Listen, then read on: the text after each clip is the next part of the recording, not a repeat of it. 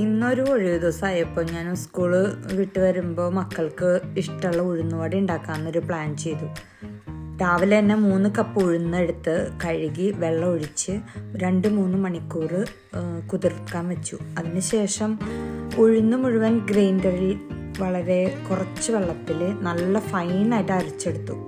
ഗ്രൈൻഡറിൽ നിന്ന് അരച്ചെടുത്ത ഉഴുന്നുമാവിൽ നൈസായി അരിഞ്ഞ സവോള, ഇഞ്ചി, പച്ചമുളക്, ഉപ്പുപൊടി, ക്രഷ്ഡ് കുരുമുളക്, ഉഴുന്നുവട നല്ല ക്രിസ്പിയായി കിട്ടുന്നതിന് 2 സ്പൂൺ അരിപ്പൊടിയും ചേർത്ത് കൈകൊണ്ട് നന്നായി മിക്സ് ചെയ്തെടുക്കുക. സെയിം ടൈമിൽ തന്നെ നമുക്ക് തേങ്ങാ ചട്നിയും കൂടി ഉണ്ടാക്കാം. തേങ്ങ ചിരകിയതും ചുവന്നുള്ളിയും പച്ചമുളകും കോൽപ്പുളിയും ഉപ്പുപൊടിയും പാകത്തിന് വെള്ളവും ചേർത്ത് മിക്സിയിൽ അരച്ചെടുക്കുക. പാനിൽ ഓയിൽ ഒഴിച്ച് കടുക് പൊട്ടി കറിവേപ്പില, അറ്റമുളക്, 1/4 ടീസ്പൂൺ മുളക് പൊടിയും ഇട്ട് കാച്ചിയതും മിക്സിയിൽ നേരത്തെ അരച്ചു വെച്ചതിൽ ഒഴിച്ച് ഇളക്കി വെക്കുക. ദേ തേങ്ങാ ചട്നി റെഡി.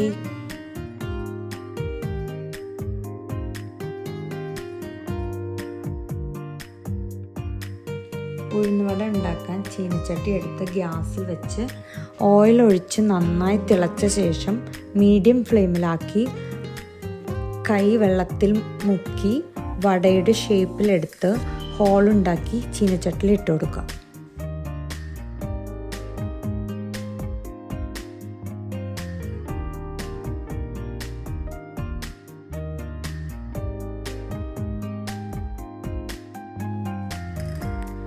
ഉഴുന്നുവട മൊരിഞ്ഞു കിട്ടാൻ തിരിച്ചും മറിച്ചും ഇട്ട് കൊടുക്കണം.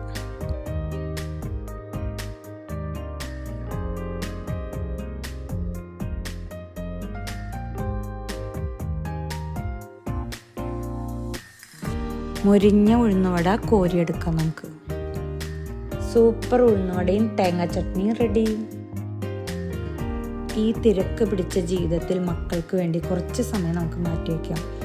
മക്കൾ സ്കൂൾ വിട്ട് വരുമ്പോൾ മൊരിഞ്ഞ ഉഴുന്നുവടയും തേങ്ങാ ചട്നിയും ചായയും കൊടുത്ത് മക്കളുടെ മനസ്സും വയറും സന്തോഷിപ്പിക്കും.